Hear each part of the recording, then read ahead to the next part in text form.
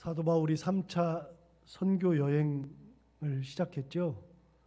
3차 선교 여행을 시작해 가지고 18장 23절에 의하면 얼마 있다가 떠나 갈라디아와 부르기아 땅을 차례로 다니며 모든 제자를 굳건하게 했다라고 되어 있어요. 그래서 갈라디아, 부르기아 이 지역으로 이렇게 쭉 다녔어요.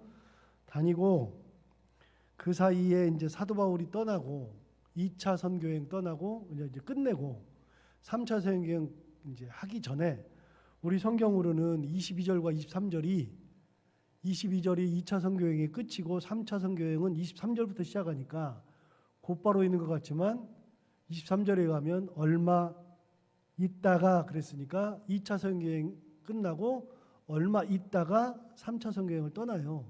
절수로는 바로 붙어 있지만 그런데 그 사이에 사도 바울이 에베소를 떠나고 수리아 안디옥에 있다가 3차 선교여행을 떠나면서 갈라디아와 부르기아 땅을 두루 다니면서 제자들을 굳게 하는 그 사이에 24절부터 28절까지 일이 일어난 겁니다. 어제 말했던 아볼로라고 하는 사람 이야기가 그 사이에 있었던 겁니다. 이 아볼로가 에베소에서 요한의 세례를 전파했을 때에 그때 사도 바울은 에베소에 없었죠.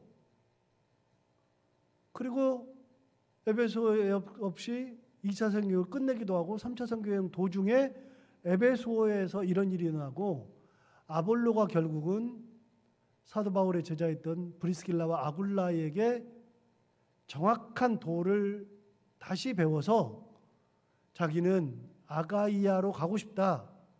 아가이아는 고린도라 그랬잖아요. 수도가 고린도니까. 그래서 아가이아로 가고 싶다. 그래서 아가이아로 떠났습니다. 떠나고 난 다음에 사도 바울이 3차 선교여행을 하던 도중에 이제 드디어 도착한 곳이 에베소입니다. 그러니까 사도 바울과 아볼로는 만난 적이 없습니다. 만나지 않습니다. 훗날 만났을 겁니다. 훗날 고린도에 가서 만났을 건데 그 이야기는 정확하게 기록이 안 돼 있으니 모르고요. 제가 생각할 때는 만난 것이 분명합니다. 그러나 그거는 모르는 얘기입니다. 제 추측이고요. 어쨌든 아볼로가 고린도로 떠나버리고 그 사이에 사도 바울이 에베소에 왔단 말이죠. 에베소에 와가지고서 이제 그 얘기가 19장에 나오는 얘기입니다.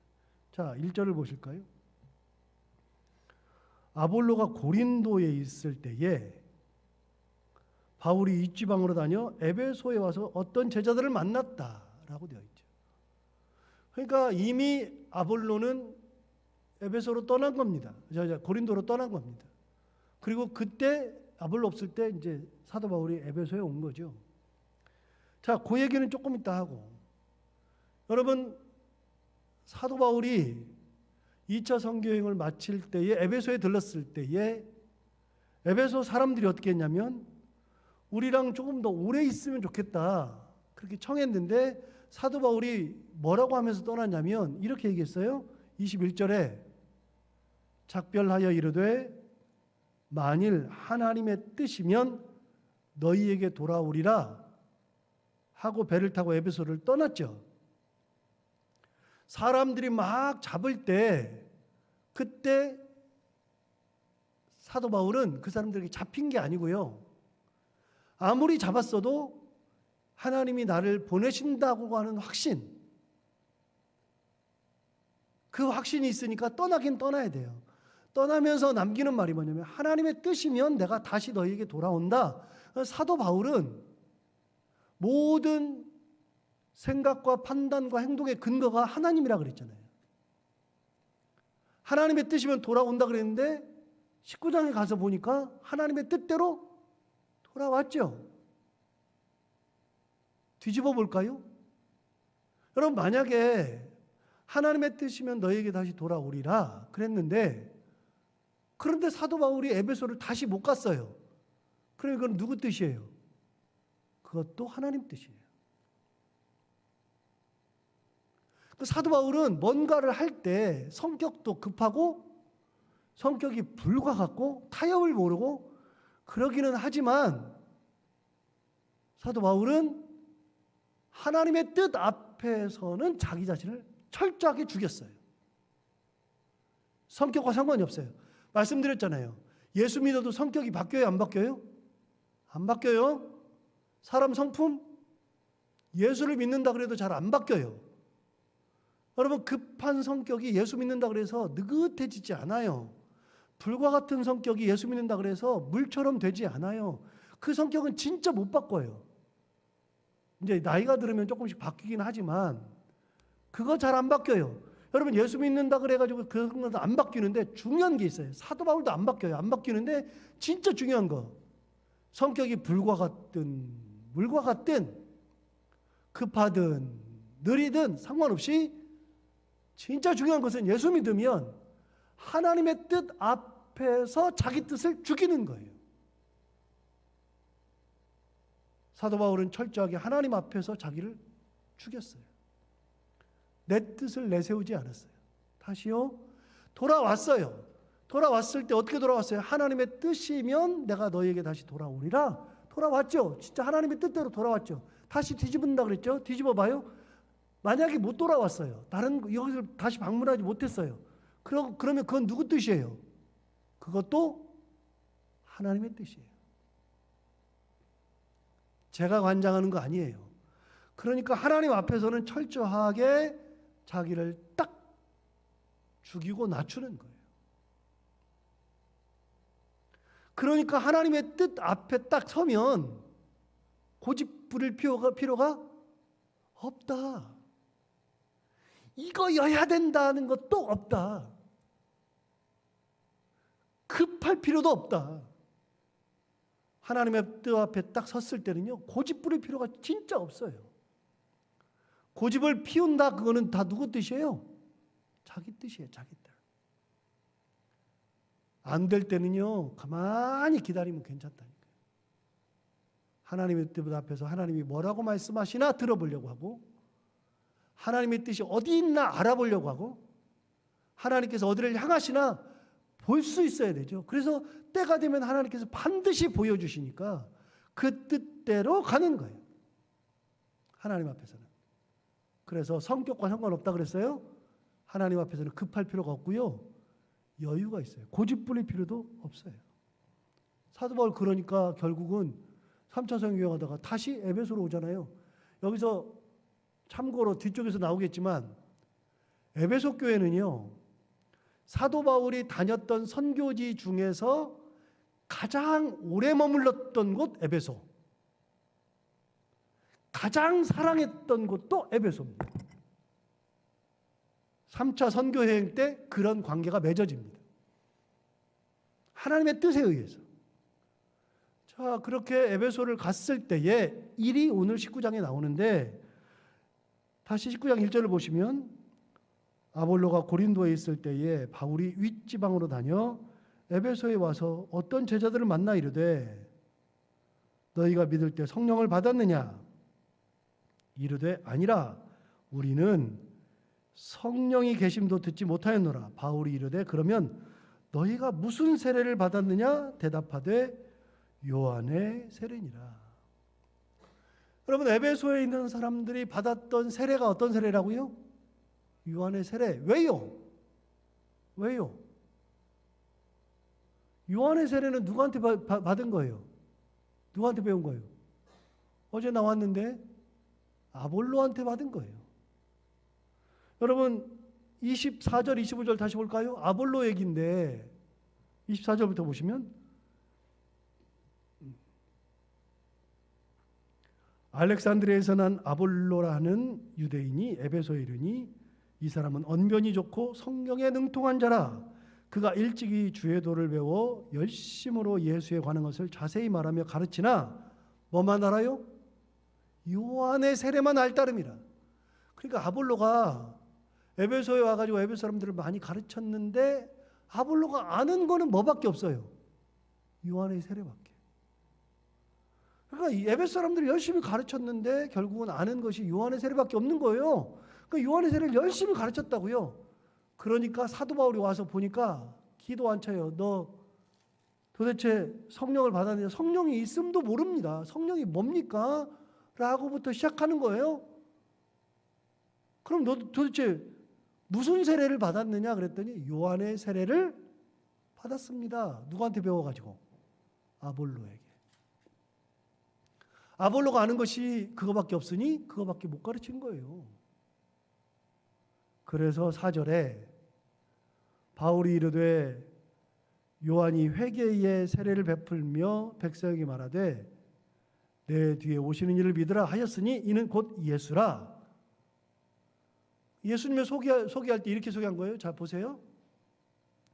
예수님은 하나님의 아들이시고 예수님은 우리를 위해 오시고 그렇게 설명하면 그러면 그냥 예수에 대한 설명이 맞는데 에베소 사람들은 누구를 알아요? 세례 요한. 요한의 세례만 알죠. 예수님을 소개할 때 뜬금없이 예수님은 하나님의 아들이시고 그렇게 소개할 필요가 없잖아요. 뭘부터 시작하면 돼? 요한부터 시작하면 돼. 굉장히 지혜롭죠. 그래서 요한의 이야기를 하는 거예요. 요한이 말했던 것, 그게 뭐냐? 나오잖아요. 다시 4절 보세요. 바울이 이르되 요한이 회개의 세례를 베풀며 백성에게 말하되 내 뒤에 오시는 이를 믿으라 하였으니 곧 예수라. 예수를 믿는 건데 예수를 누가 소개했어요? 요한이 내 뒤에 오시는 이가 예수인데 그를 믿으라 소개했으니 너희가 아는 그 요한이 소개한 분이 예수님이시다. 그분을 믿으려야 된다. 요한이 그렇게 얘기를 했었다. 그렇게 해서 에베소 사람들에게 요한을 통해서 예수를 소개하는 거예요. 지혜롭지 않아요? 굉장히 지혜롭지요. 그렇게 해서 그들이 예수를 아는 겁니다. 5절을 보십시오. 그들이 듣고 이제 누구의 이름으로 세례를 받아요? 주 예수의 이름으로 세례를 받으니 바울이 그들에게 안수하며 성령이 그들에게 임하심으로 방언도 하고 예언도 하니 모두 12사람쯤 되니라. 예, 드디어 세례를 받는데 누구의 세례를 받는 거예요? 예수의 세례를 받는 거예요. 요한의 세례는 의미 없어요. 하나도 의미가 없어요. 그런데 왜 요한의 세례만 가르쳤느냐? 아볼로는 요한만 아는 거예요. 그래서 아는 만큼 가르치는 거예요. 아는 만큼. 드디어 사도 바울이 오면서 예수라는 존재를 알게 되고 예수의 이름으로 세례를 받게 되고 방언을 받게 되면서 방언도 하고 예언도 하였다. 그래서 초대교회 에베소 교회에 12명 가량의 방언자, 예언자가 나온 겁니다. 12명. 자, 그 다음 8절을 보시면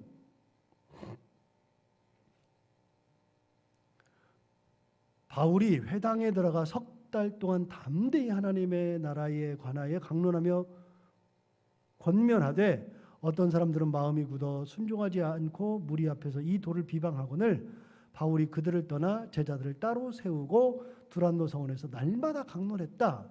자, 뭐라고 되어 있냐면 회당에 들어가 몇 달 동안 담대히 하나님 말씀을 전했어요? 3달. 사도 바울이 에베소에 가 있으면서 회당을 석 달을 다녔어요.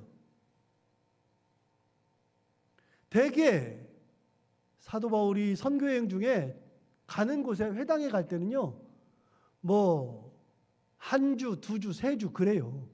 진짜 오래 있었던 때가 어디 있냐면 고린도에서 1년 6개월 있었어요.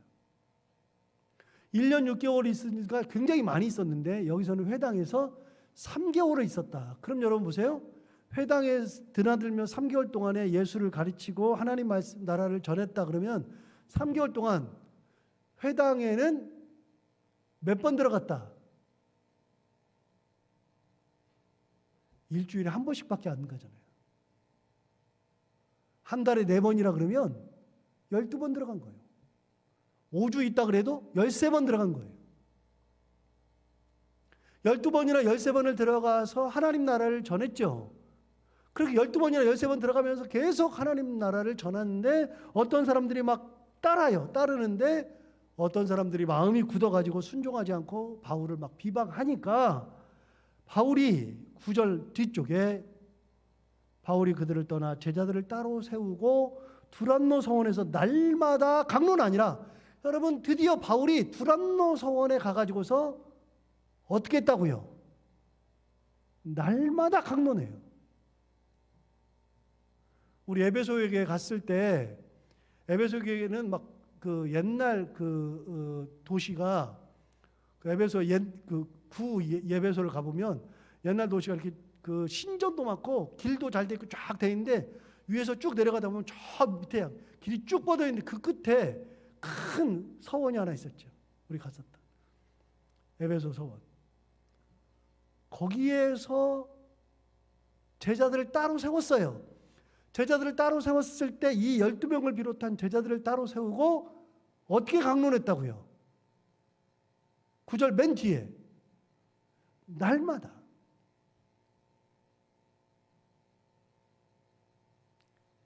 일주일에 한 번씩 회당에 들어가 가지고서 하나님의 말씀을 전하다가 예수 그리스도를 전하다가 드디어 매일매일 두란노 서원에서 제자들을 따로 세우고 거기서 강론하기 시작한 거예요. 여러분 아까 제가 뭐라 그랬냐면 에베소 교회는 사도 바울이 가장 오래 머물렀던 곳, 두 번째는 사도 바울이 가장 사랑했던 곳. 왜요? 그럴 수밖에 없어요. 고린도에서도 1년 6개월을 머물렀지만 고린도에서는요 이렇게 따로 세우고 따로 제자들을 만들고 날마다 강론한 적이 없어요. 그런데 에베소 교회에서 최초로 두란노 서원이라는 곳에서 제자들을 따로 세우고 매일매일 강론했어요. 자 여러분 우리가 책 중에 두란노라는 책 있잖아요. 어디서 나오는 거예요? 여기 나오는 거예요. 에베소에 있는 서원 이름이 두란노 서원이에요. 그래서 여러분 책 출판사를 도서 출판 두란노로 한 거예요. 달래 한 게 아니라 여기서 갔다가 날마다 강론했죠. 그런데 10절을 보시면 얼마나 오랫동안 2년 했어요. 2년 3개월 동안을 그렇게 회당을 들어다니다가 사람들이 비방하니까 두란노 서원에서 제자들을 따로 세우고 다시 3년을 그것도 날마다 가르쳤어요. 10절 두 해 동안 이같이 하니 아시아에 사는 자는 유대인이나 헬라인이나 다 주의 말씀을 듣더라.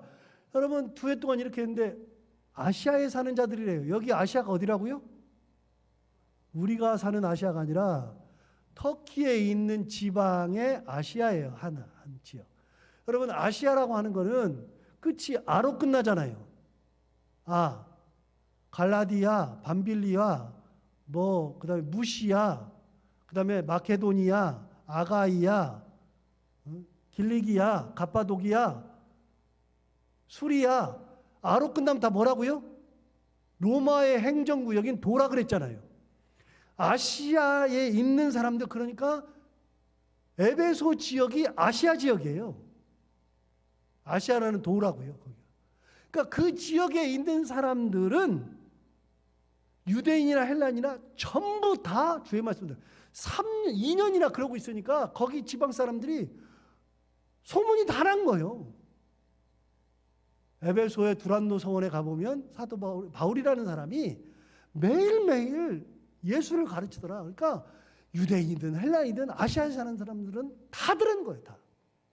자 하나 여러분 유대인들이 비방해가지고 사도 바울이 회당을 들어가지 못하고 완전히 끝난 것 같은데 끝이 아니에요. 하나님의 은혜 가운데에 두란노 서원을 세울 줄 누가 알았으며 거기에 제자들을 따로 세우고 말씀을 전하고 유대인이나 헬라인이나 거기서 말씀을 들을 거라고 누가 생각했으며 에베소 교회가 그렇게 위대한 교회가 될 줄 누가 알았으며 아무도 모르는 거예요. 핍박받아가지고서 쫓겨날 때만 해도 이게 뭐야 싶었는데 지나놓고 보니까 하나님께서 그걸 계획하고 계시더라. 두 해 동안 열심히 가르쳐요. 11절 하나님이 바울의 손으로 놀라운 능력을 행하게 하셨다. 여러분 바울의 손으로 놀라운 일을 행하게 하셨다 그랬는데 여러분 진짜 재밌는 게 뭐냐면요.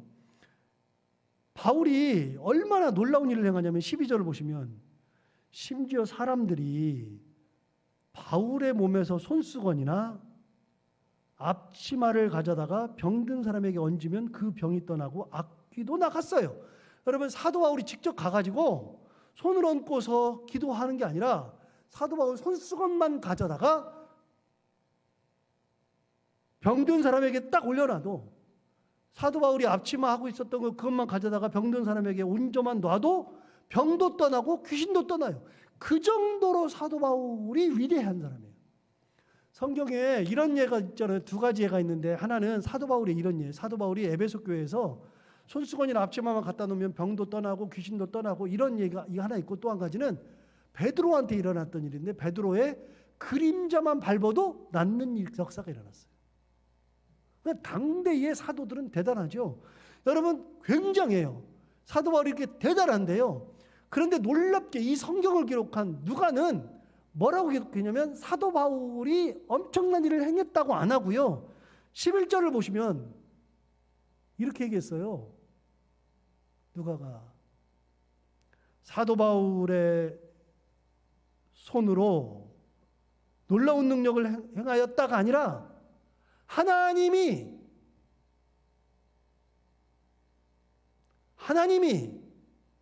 바울의 손으로 놀라운 능력을 행하게 하셨다. 여러분 그러니까 사도 바울이 행하는 모든 능력은 누구한테 온 거예요? 하나님한테. 그걸 지금 어떤 사람이 이렇게 보고 있느냐? 이거를 기록한 누가가 그렇게 보고 있는 거예요.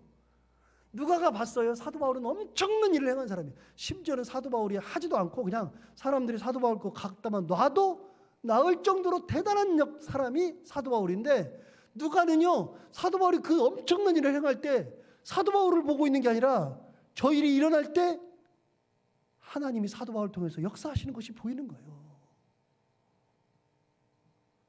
여러분 누가 하시는 거예요? 하나님이 하시는 거예요. 내가 하는 게 아니에요. 내가 뭐가 잘났다고요? 그래서 사도 바울이나 저나 여러분이나 다 똑같이 내가 어떤 것을 가지고 큰 일을 할 수 있었을 때 고백할 수 있는 것은 하나님께서 내게 은혜 주신 거예요. 내가 참 큰 봉사를 하게 되었다? 내가 있는 것을 마음을 다해서 그게 돈이든 재능이든 그걸 가지고 하나님 앞에 드렸다. 그때 고백하는 것은 하나님께서 내게 은혜 주셔서 한 거예요. 은혜 주셔서. 누가가 정확하게 얘기하잖아요. 뭐라 그래요? 하나님이 바울의 손으로 놀라운 능력을 행하게 하셨다. 기가 막힌 거죠.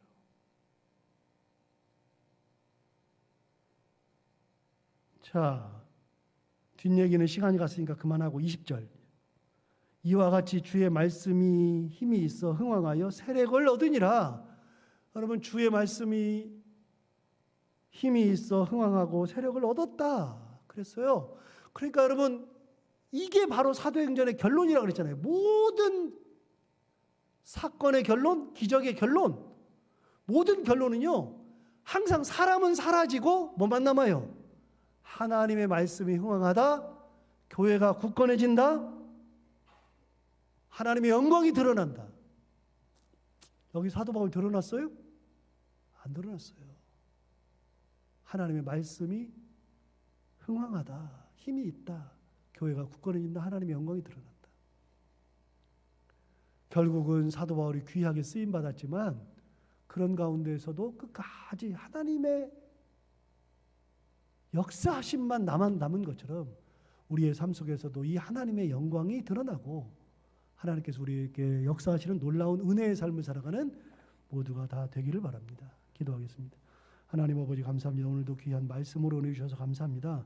이 말씀 주신 것처럼 오늘도 우리가 이 말씀을 기억하며 살아가는 하루가 되게 하여 주옵시고, 사도 바울이 에베소를 떠날 때 주의 뜻이면 내가 다시 너희에게로 돌아오리라 말했던 것처럼, 사도 바울은 그렇게 강한 사람이고 불과 같은 사람이어도 하나님의 말씀 앞에, 하나님 앞에는 자기의 뜻을 정확하게 딱 접고 하나님의 뜻을 먼저 세울 줄 알며 순종하는 삶을 살았는데, 우리도 사도 바울과 같은 그런 삶을 살게 하여 주옵시고, 비방 가운데 콧받들이지 않고 두란노 서원을 세워서 이제는 날마다 사람들을 만나서 천국 복음을 전파하고 예수를 전하면서 놀라운 일이 일어났던 것처럼, 하나님 아버지 우리 가운데 좌절할 일이 있어도 좌절하지 아니하고 하나님을 바라보며 은혜 가운데 살아가는 저희들 되게 하여 주옵시고, 결국은